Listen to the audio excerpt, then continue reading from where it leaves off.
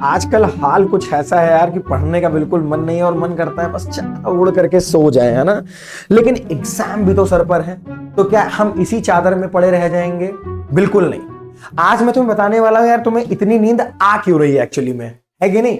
पढ़ाई करते वक्त ही क्यों नींद आती है? जैसे ही तुम किताब को ओपन करते हो, खोलते हो, आधे घंटे बैठ रहे हो, फिर तुम्हें नींद आने लग रही है कि यार थोड़ा सो लेते हैं, ब्लैंकेट में चले जाते हैं, चादर में बैठ जाते हैं।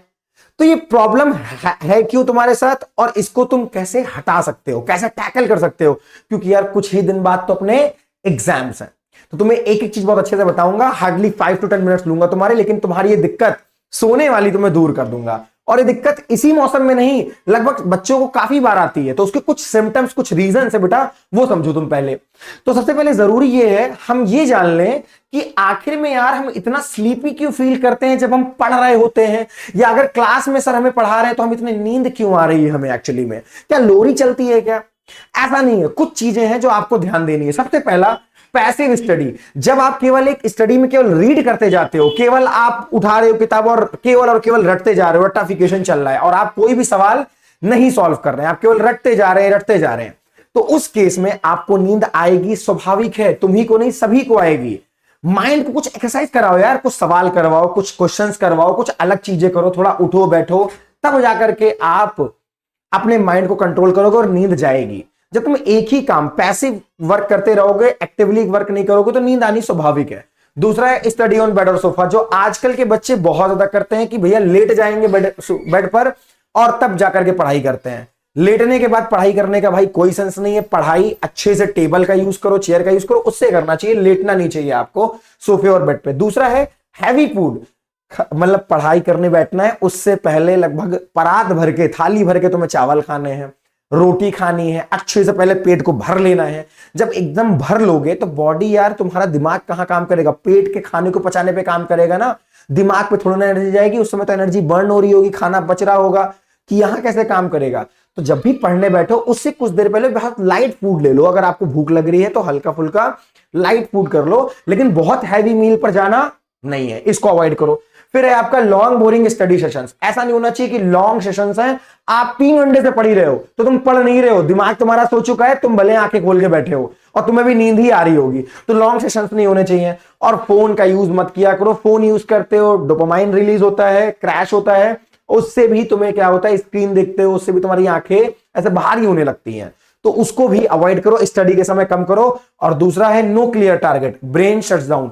अब क्लियर टारगेट का मतलब क्या है? जैसे तुमने बोल दिया कि आज मुझे इसी टॉपिक को पढ़ना है, छोटा सा टारगेट बना लिया, उसको पढ़ लिया, उसके बाद पढ़ने की इच्छा ही नहीं करेगी। जैसे कभी कभी टीचर क्लास में क्या कहता है, तुम बस ये एक सवाल लगा लो, उसके बाद नहीं। तो जैसे ही एक सवाल हो जाता है उसके बाद नहीं पढ़ना है सर, बिल्कुल नहीं पढ़ना सर, दूसरे उसमें काम हमको करना है, अब नहीं पढ़ना सर, ये लास्ट है। तो जब तुम वैसे एक टारगेट फिक्स कर देते हो तो दिमाग उसके बाद उन चीजों को करने का मन नहीं करता। और तुम्हारे साथ होता होगा, तुम्हारे नहीं, ये सभी के साथ होता है।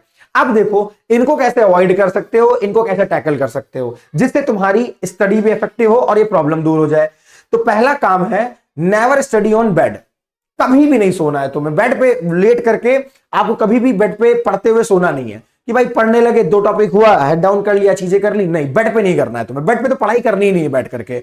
तो उससे अच्छा क्या है, आप टेबल का यूज कर लो, आप चेयर का यूज कर लो, उस पर आराम से पढ़ो और कोशिश करिए आपके जो पैर हैं वो जमीन से चिपके रहें।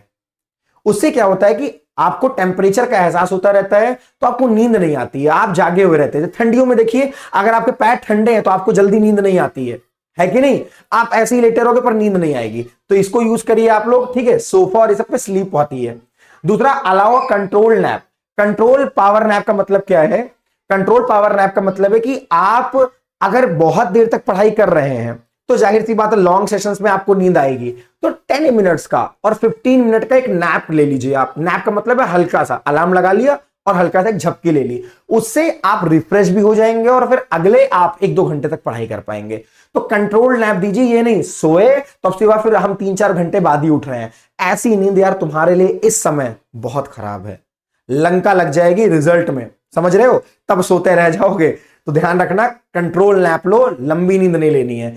दूसरा है आपको लाइट फूड लेना है ओनली बिफोर स्टडी, जो मैंने आपको बताया। हल्का खाना खाना है, दलिया खा लो, खिचड़ी खा लो, हल्का फुल्का कुछ भी, बहुत कुछ आता है खा लो। मार्केट से भारी चाउमीन और ये सब मत खा के बैठो यार पढ़ने कि खूब सारा दाल चावल खा लिया है, कार्बोहाइड्रेट्स बहुत सारा कंज्यूम कर लिया और फिर हम बैठे हैं पढ़ने, फिर तो यार बॉडी यही ध्यान लगाएगी, यहां पर तो कुछ नहीं जाएगा। इसलिए हल्का फूड लो, ठीक है ना। चाय और ये सब की जगह आप 1 कप कॉफी उठा लीजिए, ग्रीन टी ले लीजिए, ये आपको फायदा करेगी, है ना, मेटाबॉलिज्म बढ़ाएगी और आपको फायदा करेगी और ब्रेन को भी एक्टिव रखेगी, सेंसेस चलते रहेंगे दिमाग के, यार सोओगे तो नहीं कम से कम पढ़ते वक्त, राइट, इसका ध्यान दो। नेक्स्ट है switch from reading to doing. सबसे बड़ा कारण यही होता है, अगर मैं एज अ टीचर भी अपनी क्लास में बस लेक्चर देता जा रहा हूं और आपको किसी भी तरह का कोई एग्जाम्पल, किसी तरीके की कोई इलस्ट्रेशन नहीं कराता हूं, तो स्वाभाविक है हर बच्चा सो जाएगा, तुम ही क्या सब सोएंगे, सब यॉर्निंग कर रहे होंगे, अरे सर क्या पढ़ा रहे हैं, ऐसे ही होगा।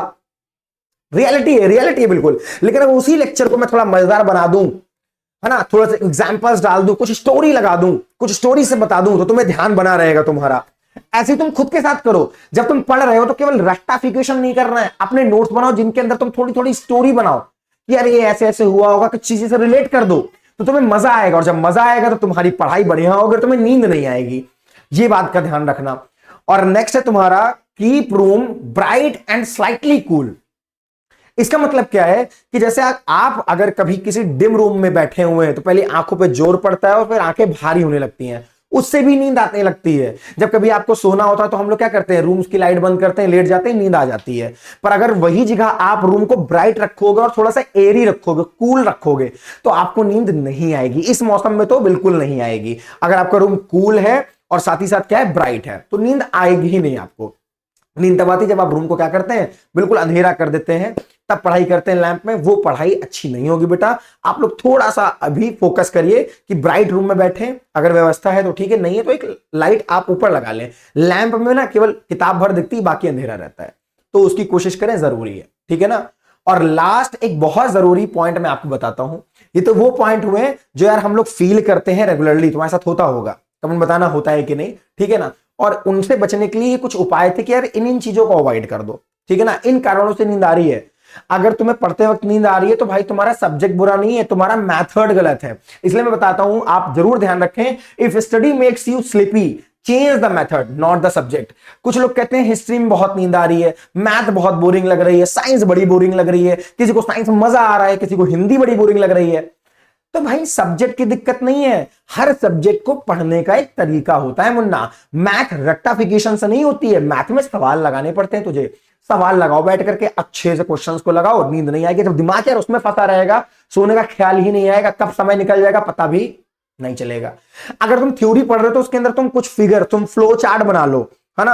अगर मुगल सम्राट को तुम पढ़ रहे हो तो उसके बारे में, पूरा मुगल के साम्राज्य के बारे में एक एक चीज लिख लो, ऐसे एरो बना करके एक फ्लो चार्ट बना लो, वो ज्यादा हेल्प करेगा। अब ये नहीं थ्योरी रट रहे हैं, इससे अच्छा तुम ईयर वाइज बना लो एक फ्लो चार्ट, वो तुम्हें इमेज, एक तो इमेज अच्छे से स्टोर होती है, दिमाग में याद रहता है, दूसरा वो तुम्हें नींद नहीं आएगी, उसके अंदर तुम्हें इंटरेस्ट आएगा, राइट। तो ऐसे ही करके थोड़ा सा स्टोरी के साथ थोड़ा सा क्रिएटिव स्टडी करने की कोशिश करिए आप लोग। जैसे आजकल के ऑनलाइन के टीचर्स हम लोग हुए, बाकी लोग भी हैं, सभी क्रिएटिव तरीके से पढ़ाना चाहते हैं आपको, कुछ न्यू इमेजेस डालते हैं, कुछ चीजें आपको अलग से, कुछ स्टोरी टेलिंग करते हैं। वैसे ही आप भी अपने एंड पे करो, है कि नहीं। आप हर वक्त तो लेक्चर देख नहीं रहे होंगे, सेल्फ स्टडी भी तो करोगे यार, कि लेक्चर ही देखोगे। तो सेल्फ स्टडी में क्रिएटिव स्टडी बनाओ उसको, ताकि लंबे समय तक चीजें तुम्हें ध्यान में रहें। और पढ़ते वक्त ऐसे चादरों का और कंबल का, इन सब का यूज करना छोड़ो, ये सब भी वार्म करते हैं बॉडी को, जिससे आपको नींद आती है। कोशिश करिए डिसेंट क्लोथ पहनिए और अच्छे से बैठ करके फीट को फ्लोर पे लगा के आराम से पढ़िए। बहुत कंफर्टेबल जगह भी नहीं होनी चाहिए, वरना उससे भी नींद आती है, ठीक है ना। तो नॉर्मल जैसे एक आपको चेयर टेबल चाहिए, उसमें पढ़ाई करिए, देखिए नींद नहीं आएगी आपको। लेटना मत बस बेड पर, है ना, सबसे बड़ी प्रॉब्लम वही है, ठीक है। सो होप सो आपको समझ आया होगा क्या प्रॉब्लम्स थी और उसके सॉल्यूशंस क्या हैं। ऐसी मजेदार ट्रिक्स एंड टैक्स मैं आपको बताता रहूंगा और आपको गाइड भी करता रहूंगा कि आपके एग्जाम तक बढ़िया से, और उसके बाद भी मैं आपको गाइड करूंगा। ओके, सो मिलते हैं हम लोग अपनी नेक्स्ट वीडियो में। इस मजेदार वीडियो में इतना ही, थैंक यू, बाय बाय। और टाइम वेस्ट मत करना, ये टाइम आखिरी का है, टाइम बिल्कुल वेस्ट मत करना।